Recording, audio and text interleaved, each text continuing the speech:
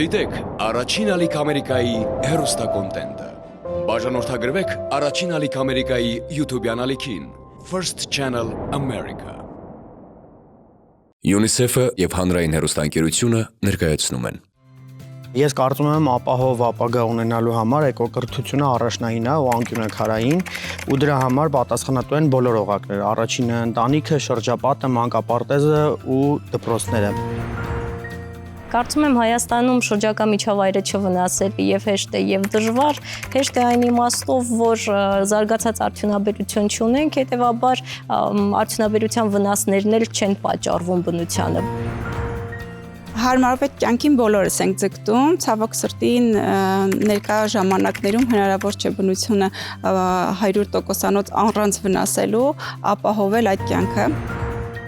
Կարծում եմ, որ հենց այդ սովորույթներն են, որոնք վերածվում են վարքագծի, որն էլ իր հերթին տանում է դեպի ավելի պատասխանատու ու լավ վերաբերմունքի շրջակա միջավայրի եւ բնության նկատմամբ։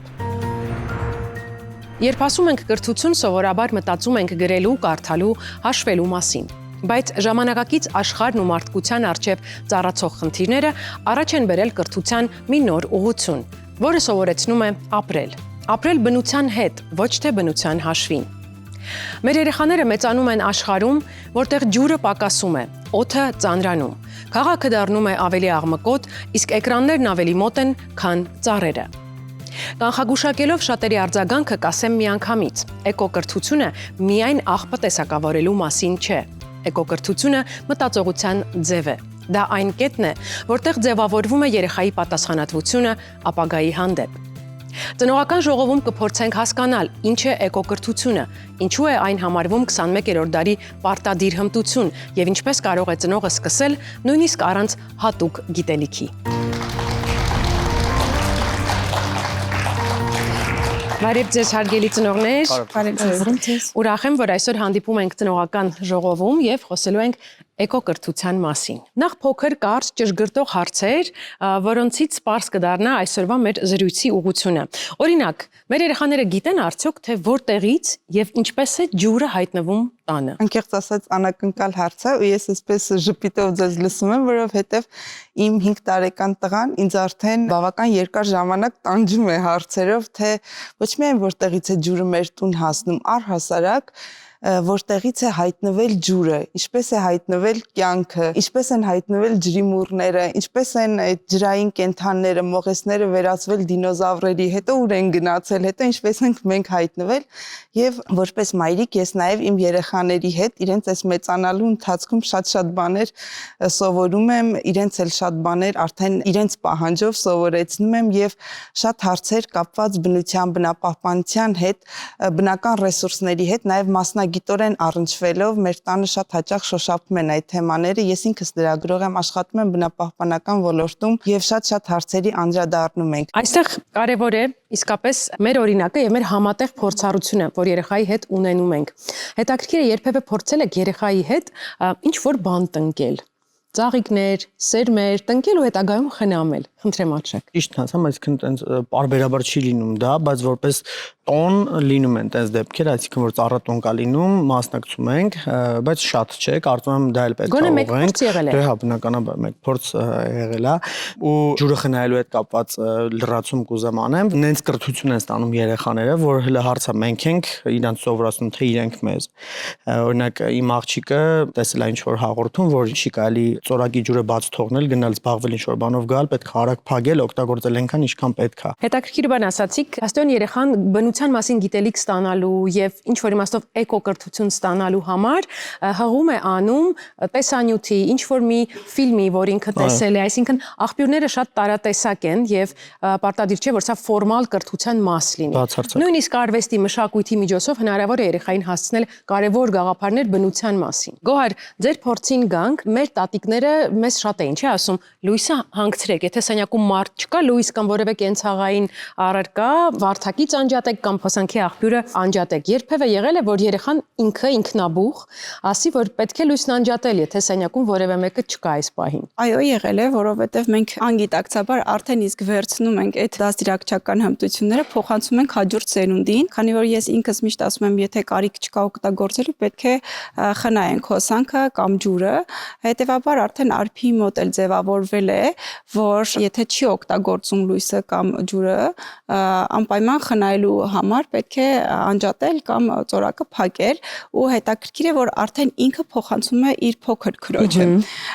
Իր մոտ արդեն ձևավորված հմտություն է։ Մի թեմա, որ կարծում եմ քաղաքում թե գյուղում բնակվող մարդիկ առնչվում են դրան, աղբահանությունը որպես երևույթ, որպես պրոբլեմ, երբեմն որպես չլուծված հարց, բայց այս կոնտեքստում կարծում եմ կարևոր է շատ երեխաներին նաև բացատրել, թե օրինակ ինչ է լինում աղբի հետ, երբ այն դույլից տեղափոխվում է ավելի մեծ արկղերի մեջ, ուր է գնում հետո, ինչ ճանապարհ է անցնում, այստեղ նաև կարող են գումարել օրինակ աղբի տեսակավորման թեման։ Արդյոք երեխաներին սովորեցնում ենք իմաստունի, թե չէ, ընտրեմ։ Այստեղ մեր հնարավորությունները մի քիչ սահմանափակ են, ես կարծում եմ, որովհետև ինչքան էլ մենք բարի ցանկություններ ունենանք իբրև ծնողներ եւ ինչքան էլ մեր երեխաները կերած կոնֆետի թուղթը չնետեն փողոցում, եւ նույնը դա բավական չէ, բավարար չէ, որովհետև եթե նույնիսկ երեխան գիտի զարգացած երկրներում ոնց է իր մաշված ջինսը դառնում ակնոց, ենթադրենք, ապա Հայաստանում դա որևէ կերպ հնարավոր չէ իրացնել այդ գիտելիքը, բայց հանրային գիտակցության տեսանկյունից շատ կարեւոր է, որ երեխաները ունենան այս միտքը եւ ի վերջո նրանք դառնալու են քաղաքականության մշակողներ հետագայում, նրանք ունենալու են ինչ-որ լիազորություններ, հնարավորություններ եւ եթե առնվազն այսպես մտահորիզոնը լայնացրել ենք երեխաների, որ տեսնում են այդ տեսակ խնդիրներ, ապա գուցե հնարավորություն կա, որ հետագայում ավելի լավ երկրում կապրենք։ Շարունակենք մնալ այս թեմայի տիրույթում ձեր ընտանեկան փորձից, որոնք են ձեր մոտեցումները որպես ծնողներ երեխաներին բացատրելու այն թեմաները, որ գուցե նրանց չեն հետաքրքրում, հաստատ չեն հետաքրքրում փոքրերին աղբին վերաբերող հարցերը, բայց ինչպիսի փորձառություն ունեք։ Օրինակ իմ ու աղջկաս ամենասիրած զբաղմունքներից մեկը երեկոյան աղբ թափելն է։ Միասին որ գնում ենք աղբ թափելու ու այդ process-ների ժամանակ խոսում ենք, թե ոնց պետքա լինի։ Իմ համար օրինակի համար այս վերջերս խոսում ենք, որ օրինակ ապակին չի կարելի գցել ընդհանուր օրինակ տոպրակի մեջ, որովհետև օրինակ կարող է կենդանիները ուտեն ու վնասվեն։ Կարծում փոքր դաս է, բայց ինքը կարևոր դաս է։ Այսինքն միանգամից մի քանի օղակ դու ապահովում ես, մենք խնդիր ունենք երկարաժամկետ մտածելու։ Այսինքն օրինակ մենք միշտ կարճ ենք մտածում ենք այս տարի չի լինի, բայց օրինակ մենք չենք նայում, որ կարող ենք հիմա սովորացնենք 10 տարի հետո լավ լինելու համար։ Եթե մենք սկսենք տենց մտածել, մեր երեխաները, թոռները ապահով ու լավ երկրում կապրեն։ Շատ լավ, Գոհար, ձեր փորձին գանք։ Ուզում եմ մի դրվագ պատմել, մեր բակը սովորաբար միշտ աղտոտված է լինում ու այդ հարցը անհանգստացեց իմ 3 տարեկան երեխային ու մենք որոշեցինք ոչ թե ասել այո, գիտեք, շատ վատ է որ մարդիկ աղբը թափում են կամ երեխաները ուտում են որևէ կոնֆետ եւ այդ թափոնը թողնում են գետնին, մենք որոշեցինք, որ ընդհանուր բակով կազմակերպենք մաքրության որևէ միջոցառում ու շատ հետաքրքիր անցավ, բոլորին ներգրավեցինք, կմաքրեցինք ու անցավ այդ դրվագից մոտ 4 տարի, այս տարի ես նկատում եմ, որ արդեն իմ աղջիկը ինքը անձամբ է նախաձեռնել եւ բակի երեխաներին ներգրավել է, որպեսզի բակը մաքրեն։ Ես կարծում եմ, որ նման օրինակները պետք է ոչ միայն խոսքով լինի, այլ շոշափելի կերպով մենք օրինակներ ցուցաբերենք, որ դա դառնա իրենց արժեքի մի մասը։ Իսկ ինչ վերաբերվում է ձեր խոսքին, որը իմ սրտին շատ դիպչեց, որ էկրանները շատ ավելի մոտ է, քան բնություն է։ Գիտեք, մենք շատ հաճախ փորձում ենք խոսել բնությունից գրքերի միջոցով, փորձում ենք խոսել որևէ ֆիլմի կամ ինչ-որ տեսանյութի միջոցով, բայց ես ուզում եմ իմ սեփական փորձով կիսեմ, որ ես ինքս սիրում եմ բնությունը ու բնության յուրաքանչյուր տար կարևորում ենք, երբ որ ինքներս մոտ ենք բնությանը, ինքս սիրում եմ արշավել արշավել, բարձրանալ բոլոր լեռները Հայաստանի Հանրապետությունում եւ դուրս։ Այո, պատիվ եմ ունեցել հաղթարել 5165-ը ու իմ երեխաները ապրում են այն մտքով, որ իրենք մի փոքր էլ մեծանան, իրենց տարիքը թույլ տա, անպայման իրենք էլ պետք է բարձրանան Արարատը ու ոչ միայն Արարատը բոլորիս համար խորհրդանշական է իհարկե ու անձամբ իր հետ փորձում եմ արշավել ու ցանկացած միջոցառում, որը որ միտված է բնությանը, ես փորձում եմ իրեն ուղղորդել, ներգրավել ու այս վերջերս նկատեցի, որ արդեն ինքն է խոսում կիսվում, որ իրեն գրավում է ոչ միայն բնություն, այլ բնության հետ առնչվող մարդիկ են ուրիշ, իրենք այլ արժեքներ են կրում ու հետաքրքիր զրույց ընկերներ են գտնում մեկը մյուսին։ Մի օրինակ բերեմ, որ իմ աղջիկը պատմում է, որ այն բնությանը մոտ տաղավարները, որտեղ հնարավոր է պիկնիկ իրականացնել, միշտ աղտոտված են, ցավոք սրտի, բայց երբ որ ավելի վերև ես բարձրանում գնում ես դեպի գագաթ, այդ ճանապարհը սովորաբար մաքուր է, անհասանելի է եւ մաքուր է, հետեւաբար։ Ինչի, որովհետեւ արշավականները կրում են այլ արժեքներ, հետեւաբար իրենց ետևից աղբ չեն թողնում։ Դա շատ կարևոր փաստ է, ըստ իս կարելի է անդրադառնալ այդ փաստին։ Հրաշալի է։ Հնչեցրած մտքերը մեզ թույլ տվեցին հասկանալ, թե ծնողական ժողովին մասնակցող ծնողները ինչ կարևորություն են տալիս էկոկրթությանը։ Քննարկումն իհարկե կշարունակենք, իսկ հիմա առաջարկում եմ պարզել, թե ինչ գիտեն երևույթի մասին մի խումբ պատահական անցորդներ։ Եթե ծնողը չի պահպանում բնությունը, իմաստ ունի երեխային սովորեցնել չվնասել ծառերը, չախտոտել միջավայրը, ջրի ծորակն անտեղի բացած չթողնել։ Պետք է երեխային օրինակ ծառայել։ Այսինքն պետք է նույնը դու անես, որ նույն բանն անի քո երեխան։ Այսինքն իմաստ չունի։ Չէ։ Ինքը տեսնում է մաման ձմերուկը բերեց, դրեց այդ ջրի տակ, ծորակը բացեց։ Ու իրան ասում է, բայց դու մի արա։ Երեխան մտածում է, եթե վատ է, ուրեմն մաման է չեր անի։ Պետք է սովորացնել, որովհետև դա մեր երկիրն է, մենք պետք է մաքուր պահենք։ Իմաստը շատ է փոքրանում այստեղ, որովհետև եթե ծնողը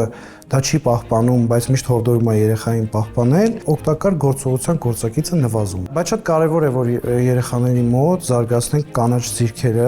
ծնողներն հենց իրենց օրինակով պետք է փորձեն երեխաների մոտ զարգացնել կանաչ ձիրքերը, ինչն է հոգ տանել բնության մասին, խնամել բնությունը եւ չախտոտել այն։ Մեկ ընտանիքի վարքագիծը որևէ բան փոխում է մոլորակի վրա։ Իհարկե փոխում է, որովհետև ամեն մարդ, որ ամեն փոքր, չգիտեմ, ընտանիք որ պահպանի, մեր ընդհանուր, չգիտեմ, բնությունը մենք կարող ենք պահպանենք։ Այո, փոխում է, որովհետև ընտանիքի վարքագիծը օրինակ է ծառայում միգուցե մյուս ընտանիքների վարքագծի վրա։ Եթե ամեն մի ընտանիք պահպանի բնությունը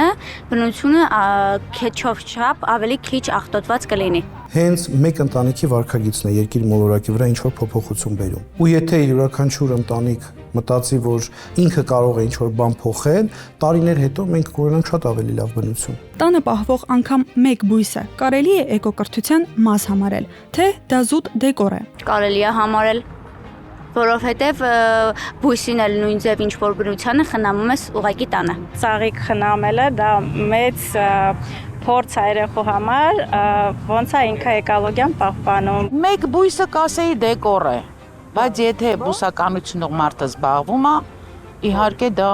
էկոկրթության մաս է։ Բույսը դեկոր չի դառնում այն ժամանակ, երբ որ խնամք եւ հոգատարություն են ցուցաբերում բույսի հանդեպ։ Եթե երեխայի վրա դրվում է այդ պարտականությունը, որ դու պետք է խնամես բույսը,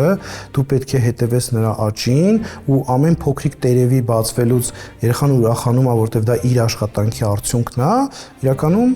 բույսն այստեղ այլևս դեկոր չի։ Նա կարևոր կրթական բաղադրիչ է դառնում երեխայի կյանքում։ Համաձայն եք այն պնդման հետ, թե հարմարավետ կյանքը միշտ հակաէկոլոգիական է։ Համաձայն չեմ այդ մտքի հետ, որովհետև կարող ենք համատեղել եւ հարմարավետ ապրենք, համ չվնասել մեր էկոլոգիան։ Հարմարավետ կյանքը այո, միշտ հակաէկոլոգիական է, որովհետև մենք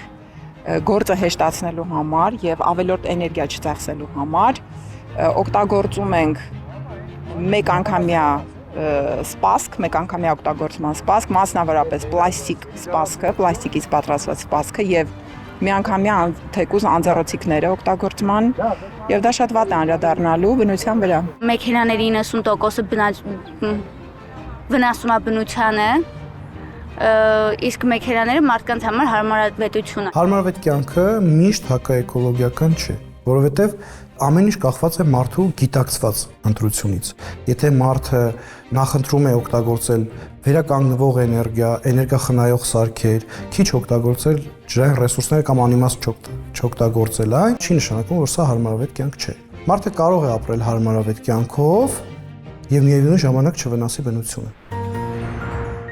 Առաջարկում եմ բռնել վերջին հարցի պոչից ու քանդել այդ կծիկը։ Ծնողական ժողովին է միացել Հայաստանի ամերիկյան համալսարանի Հակոբյան բնապահպանական կենտրոնի տնօրեն Ալեն Ամիրխանյանը։ Բարև ձեզ։ Բարև ձեզ։ Նախ ուզում եմ օգնեք մեզ հասկանալ, արդյոք ժամանակակից աշխարհում տեսականորեն կամ պրակտիկ առումով հնարավոր է ունենալ հարմարավետ կյանք եւ չվնասել բնությանը, այսինքն ապրել տաք տան մեջ, վարել մեքենա, օգտվել կենցաղային էլեկտրոնային տեխնիկայից եւ այդ ամենը չանել ի հաշիվ բնության։ Միգուցե սկսենք այն հանգամանքից, որ չկա տեսակ երկրի վրա, որ իր ազդեցությունը չի ունենում համակարգի մեջ։ Հետևաբար նման բարձր խնդիր դնել մեր համար ինձ թվում է օրակարգը շեղում է, մոլորացնում է մեզ։ Մեր նպատակը չի պիտի լինի, որ ընդհանրապես մարդու ազդեցությունը զրոացնել։ Նպատակը պիտի լինի մարդի ազդեցությունը կայուն ձևով կարողանանք համակարգել մի քանի տարբեր նպատակներ, որ դնում ենք շրջակա միջավայրի պահպանությունն, սոցիալական արդարության խնդիրն, ինչպես նաև տնտեսական աճի խնդիրը։ Սա բալանսավորելը դա է հիմնական մեր խնդիրը։ Եթե չէ մենք տուպիկի մեջ չենք ընկնելու, առաջ չենք գնալու, որտեղ տարբեր շահեր իր հետ մրցակցելու են եւ չեն կարողանալու օրակարգը առաջ տանել։ Տարբեր մոտեցումներ կան հիմա, որը խոստումնալից են, շրջանաձև տնտեսության մոտեցումը, որին ձև նյութը օգտվում է, բայց ինքը վերադառնում է նաև այդ արտադրական համակարգի մեջ վերօգտագործվում է։ Կամ սննդային հապոնները վերամշակում ենք էներգիա ենք կորզում իրանից, լրիվ համակարգը վերակազմակերպել այն ձևով, որ այս շրջանաձև շղթան կարողանանք ապահովել, մեր ազդեցությունը շրջակա միջավայրի վրա բավականին կնվազի եւ նաեւ կարողանանք անդրադառնալ սոցիալական խնդիրներին եւ տնտեսական աճի պահանջներին։ Երբ խոսում ենք էկոկրթության մասին, թերևս չկա միանշանակ մոտեցում եւ պատասխան, թե ով եւ որտեղ պետք է ձևավորի կանաչ ձիրքերը, էկոկրթությանը վերաբերող գիտակցումը երեխայի մոտ։ Արդյոք դա կրթական համակարգն է, արդյոք դա ընտանիքն է, դրանց համագործակցությունն է, գուցե մասնավոր սեկտորն է, կան նաեւ այլ կառույցներ ու կազմակերպություններ, որոնք կարող են եւ պետք է վերցնեն իրենց վրա այս պատասխանատվությունը։ Իսկ բոլորի պատասխանատվությունը։ Դեռ չի կարելի մատնանշել մի օղակ, որը միայն պիտի ինքը զբաղվի դրանով։ Ընտանիքը շատ կարևոր է այդ հիմնական օրակարգը արժեքների համակարգը ստեղծելու մեջ, հետաքրքրությունը ստեղծելու մեջ, դպրոցները հսկայական դեր ունեն կատարելու, մասնավոր սեկտորը իր բիզնեսը կառավարելու մեջ, հատկապես պետական համակարգն էլ պիտի կարողանա այս խնդրին համակարգային ձևով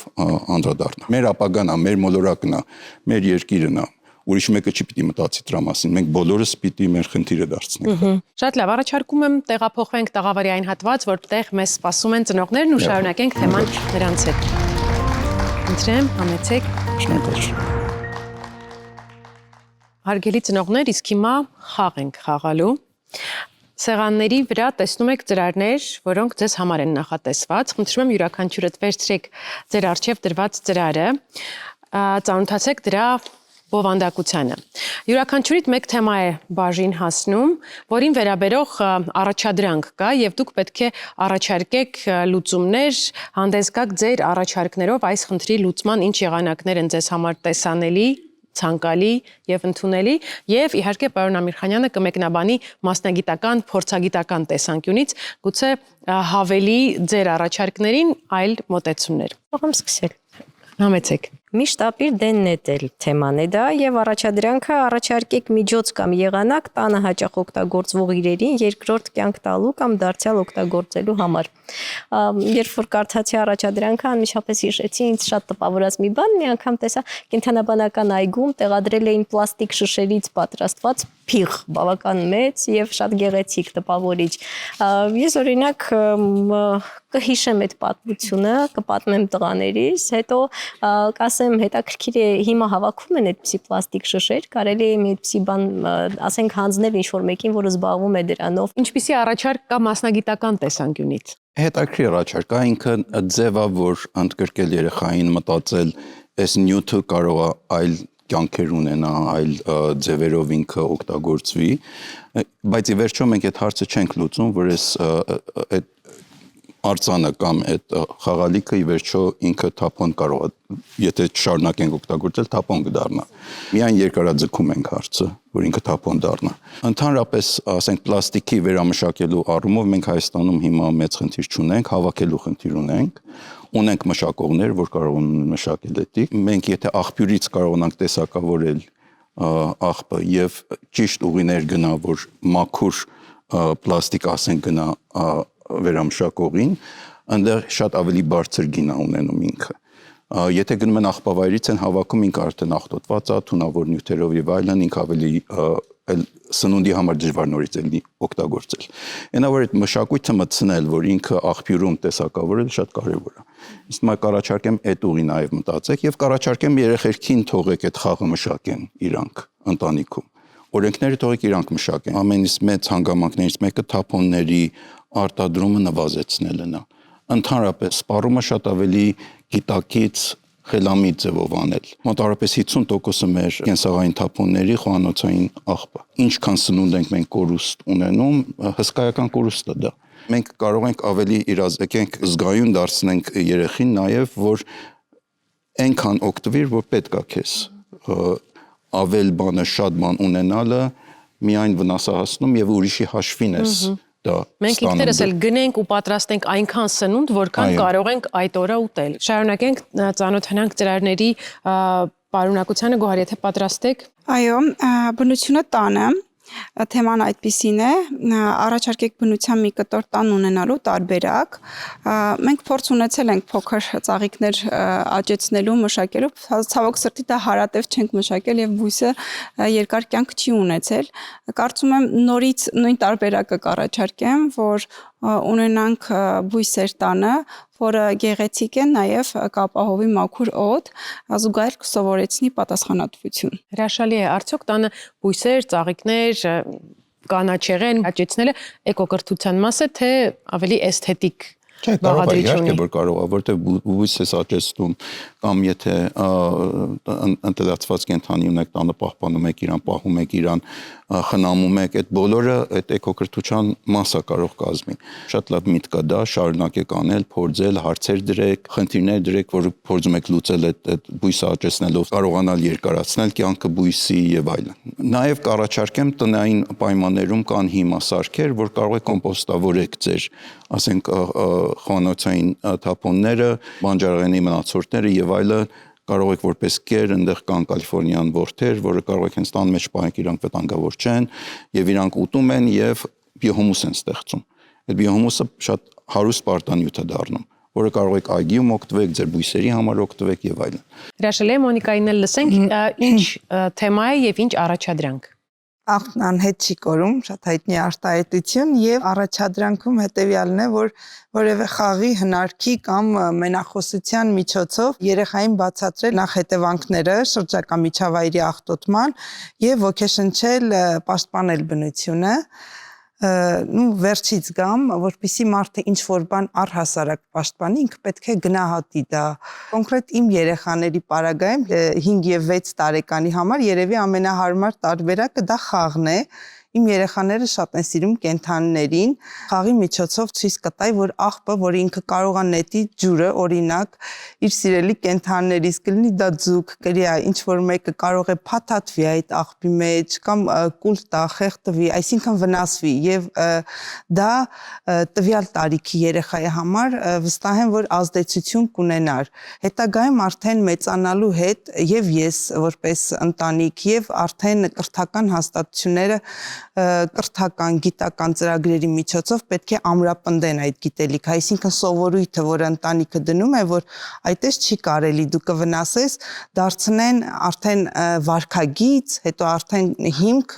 էկոկրթության։ Ինձ թվում է ինքը շատ ճիշտ մոտեցում է, տնից սկսած մինչև դրբոս նման մոտեցում ինձ թվում է շատ ճիշտ է։ Հրաշալի է, Արշակին էլ լսենք, ինչ թեմա ունեք եւ ինչ առաջարկներ։ Ջուրը ռեսուրս է, առաջարկեք խաղ կամ կանոն, որ կներդնեք ձեր ընտանիքում ջրի խնայողության համար։ Այս երբ որ կարդում էի, առաջինը եկավ իմ համարա challenge, որ օրինակ լողանալուց չենք խաղում։ Այդտեղ շատ ռեսուրս ենք սպառում ջրի, որը իրականում պետք չի, էլի, կարանք խաղալու համար ուրիշ տեղեր գտնենք։ Ես ընկերներից մեկը մի խաղ էր ստեղծել իրանց տան մեջ, որ իրանց տղերքից մեկը բավականին երկար վանայում ժամեր անցկացնում է 45-50 րոպե ջուրը գնում էր եւ իրանք ասեցին 10 րոպե ջրի դրանից հետո պիտի վճարես համար։ Այսինքն նման խաղեր եք կարող ստեղծել, որ մի քիչ իհարկե կոնֆլիկտ կարող է ստեղծի, բայց նաեւ կարող է ինքը կրթի երեխին, որը այս ռեսուրսը ունի արժեք, որ ինքը պիտի սկսի գնահատել։ Այն ջուրը, որ օգտվում ես, ունի արժեք։ Այն թափոնը, որ նետում ես, մեկին համար ծախս է լինում դա։ Դու պիտի հասկանաս, որ ամեն ինչ ունի արժեք եւ ծախսը, տենց այդ հարաբերությունը կա։ Եվ նման հավելյալ խաղերով կարելի է բան անել, ինձ թվում է ավելի ամրապնդել այդ արժեքները։ Կարծում եմ շատ արդյունավետ առաջարկներ հնչեցին ու կարող ենք մեր խաղը հաջողված համարել, նաև կցանկանայի ձեր ամփոփումը լսել։ Կարող է ընկերներից շատը չիմանան, որ հոկտեմբերի այս տարվա հոկտեմբերի 19-ից 30-ը Հայաստանը հյուրընկալում է կենսաբազմազանության կոնվենցիայի կողմերի հանդիպումը, 17-րդ հանդիպումը։ Սա շատ մեծ պատասխանատվություն է երկրի համար, 190 տարբեր երկրներից գալու են Հայաստան, 20-ից 30 հազար հոգի մարդ է ակնկալվում, 2 շաբաթվա ընթացքում պիտի Հայաստանում լինի, խոսեն կենսաբազմազանության շրջակա միջավայրի թեմաների մասին։ Դրանից հետո 2 տարի Հայաստանը առաջնորդն է լինելու այդ կոնվենցիայի։ Հսկայական, կարող է պատմական առումով աննախադեպ լինի նման Հայաստանի համար նման առաջնորդությունը ստանձնելը։ Այդ առիթից պիտի օգտվենք էկոկրթության համար։ Նրանք, որ Երևանում են ապրում, այդ կոնվենցիայի տարբեր միջոցառումներին մասնակցեն։ Առիթ օգտվել երեխեքին ընդգրկել այդ ծրագրերում։ Նաև շրջաններից, եթե ելնի կազմակերպել երեխեքին ընտանիքներով բերել Երևան մասնակցեն այդ կանանչ զոնան կոչվածը, որը լինելու Համալիրում, այնտեղ լիքը միջոցառումներ, ցուցահանդես է լինելու եւ այլն։ Եվ ինձ թվում է մեր բոլոր մամուլը ողողված է լինելու այդ բանով, էլի այդ նյութով։ Այս առիթը բաց չթողնենք եւ սրանից 2 տարի հետո մենք գլոբալ առաջնորդությունը մեր ձեռքն է լինելու։ Շնորհակալ եմ, որ համաձայնեցիք այսօր մասնակցել ծնողական ժողովին եւ կարեւոր շեշտադրումներով մեր այսօրվա զրույցը շատ ինֆորմատիվ դարձրիք։ Շնորհակալ եմ։ Մենք շարունակում ենք։ Որպեսզի երեխան հոգ տանի բնության մասին, չլինի пассив սպառող, չվնասի։ Հաճախ եմ նկատում, որ ծնողները ուզում են, բայց կամ չգիտեն ինչպես, կամ այդ ցանկությունը պարզապես տարալուծվում է առօրյա խնդիրների մեջ։ Չենք հուսահատվում, ելք կա միշտ, իսկ առաջարկները տեսանյութվում են։ Շրջակա միջավայրի խնդիրներով մտահոգվելը, բնության նկատմամբ հոգատար վերաբերմունքը եւ կանաչ միջավայր ստեղծելու ցանկությունը միավորում է երեխաներին եւ երիտասարդներին էկոակումբ գաղափարի շուրջ։ Հայաստանում էկոակումբների մշակույթը զարգացնող կառույցներից մեկը Armenia Tree Project-ն է։ Նպատակն է ձևավորել երիտասարդների ակտիվ համայնք, որը ձեռք կբերի էկոլոգիական գիտելիքներ եւ հմտություններ, համայնքներում շրջակա միջավայրի պահպանությանը միտված ծրագրեր իրականացնելու, ինչպես նաեւ մյուս երիտասարդների շրջանում ավելի պատասխանատու վարքագիծ ձևավորելու համար։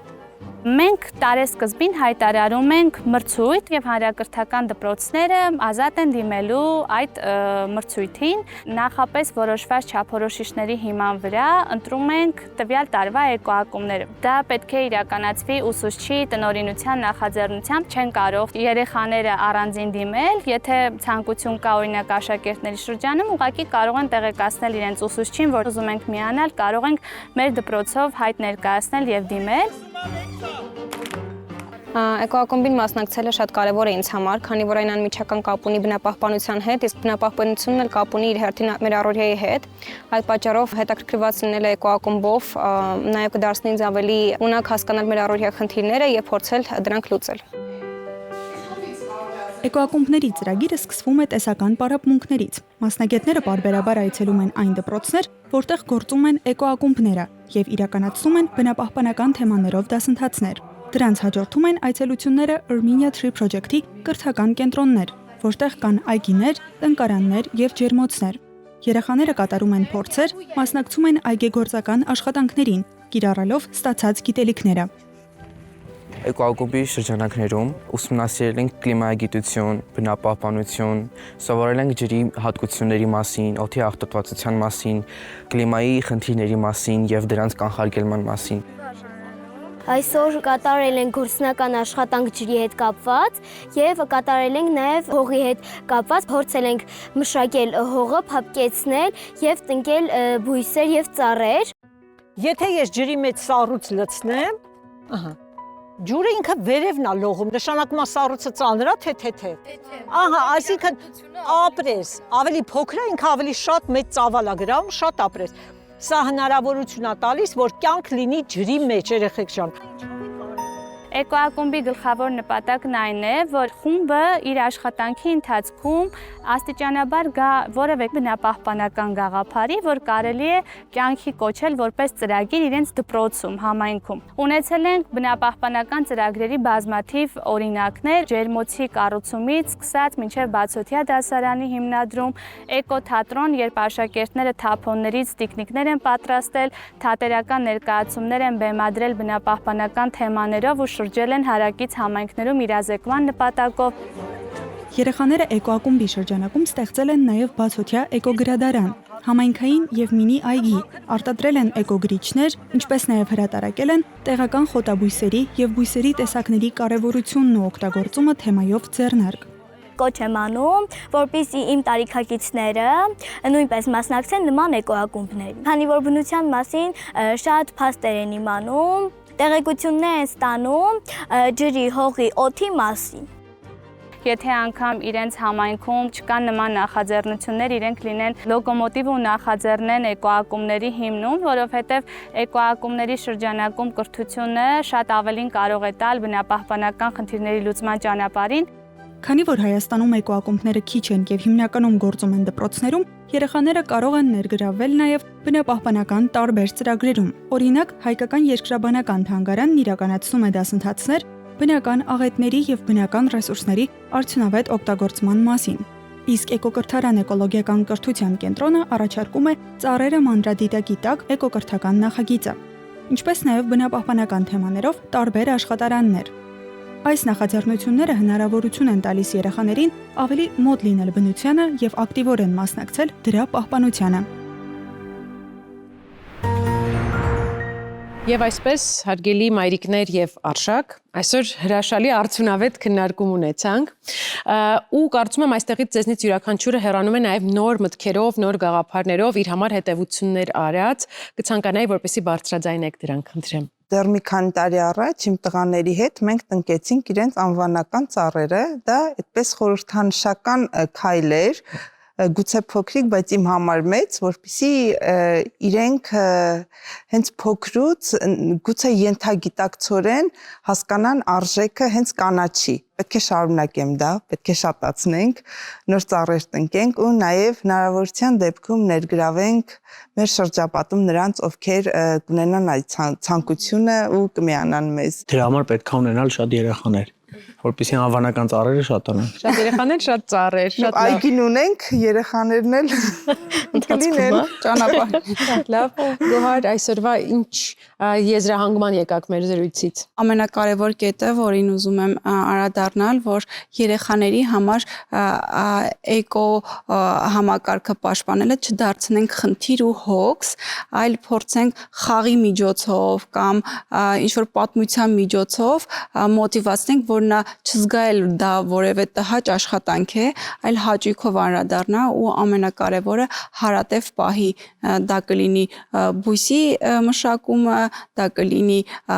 խանութ գնալիս պիտանի ապրանք ձեռք բերելը։ Հրաշալի է, Մարիամ, խնդրեմ։ Շուկան մեզ ստիպում է անընդհատ գնել, մենք շարունակ սպառողի ենք վերածվում, երբեմն անտեղի, միանգամայն անտեղի։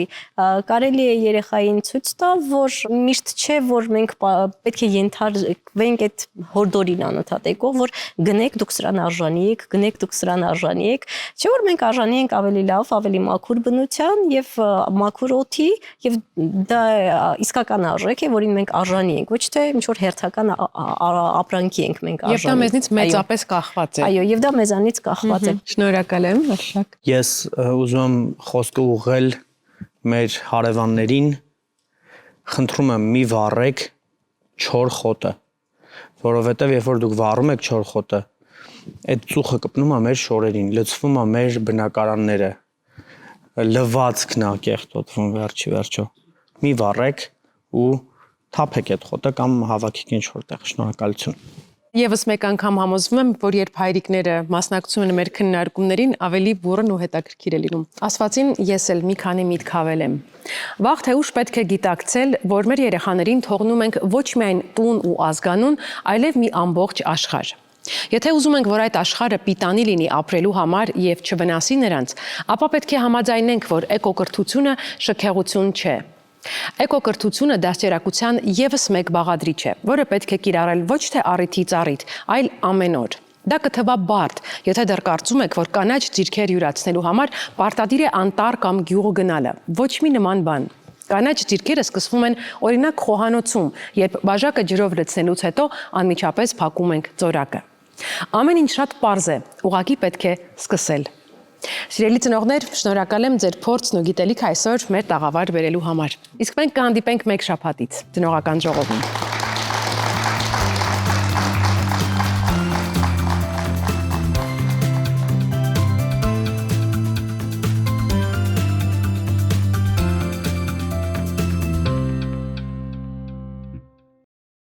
Դիտեք առաջին ալիք Ամերիկայի հեռուստակոնտենտը։ Բաժանորդագրվեք առաջին ալիք Ամերիկայի YouTube-յան ալիքին First Channel America։